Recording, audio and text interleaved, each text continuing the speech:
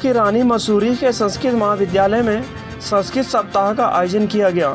इस मौके पर दीप प्रज्वलित कर कार्यक्रम का विधिवत उद्घाटन किया गया और संस्कृत को बढ़ावा देने के लिए वक्ताओं ने सरकार से लेकर आम लोगों से आह्वान किया कि संस्कृत भाषा को अपने जीवन में स्थान दें।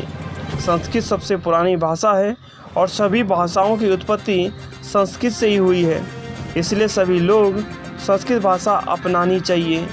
पूरे देश में आज से संस्कृत सप्ताह मनाया जा रहा है। इस मौके पर विभिन्न सांस्कृतिक कार्यक्रमों का भी आयोजन किया गया।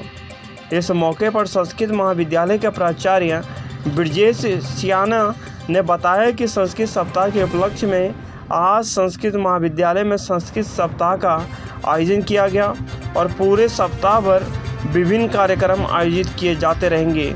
उन्होंने कहा कि संस्कृत भाषा के प्रचार प्रसार और इसको बढ़ावा देने के लिए जहां सरकार लगातार कार्य कर रही है, वहीं आम लोगों में भी संस्कृत भाषा के प्रति जागरूकता लाने के लिए संस्कृत महाविद्यालय में विशेष कार्यक्रम आयोजित किए जा रहे हैं।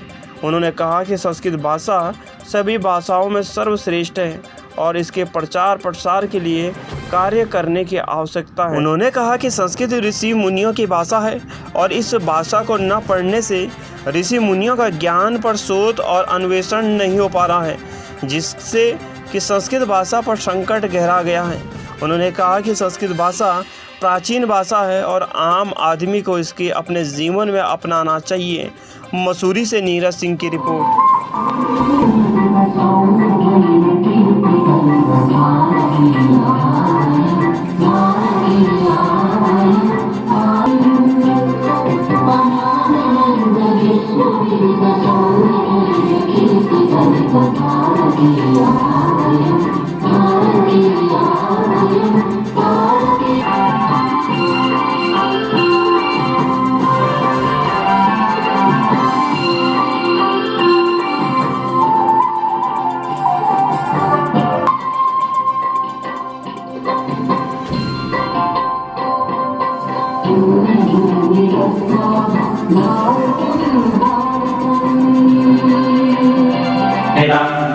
युक्ति समृद्धं शक्ति युक्ति समृद्धं भवतु भारतम्।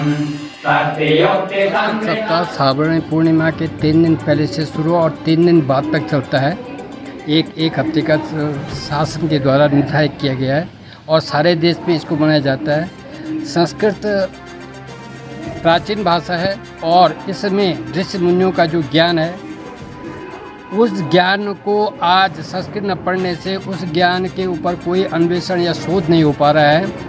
और इस विषय में जैसे आयुर्वेद है, योग है, ये तो आज सम्मुख आगे हैं, परंतु कई और भी हैं विषय हैं। जैसे मोबाइल है, मोबाइल के विषय में कणाद ने सबसे पहले कह दिया था शब्द गुणकम आकाशम, अर्थात आकाश में शब्द रहता है, अर्थात आकाश का गुण है कि वह शब्द को। तो ये चीज़ें इसी प्रकार कालिदास ने भी धूमत ज्योति सलनताम सन्निपातक कोमेगो इस श्लोक के माध्यम से बताया था कि संदेश के लिए आकाश शून्य जो है वह उपयुक्त है, परंतु इन विषयों को प्राचीन मान करके कोई अन्वेषण या शोध नहीं किया गया।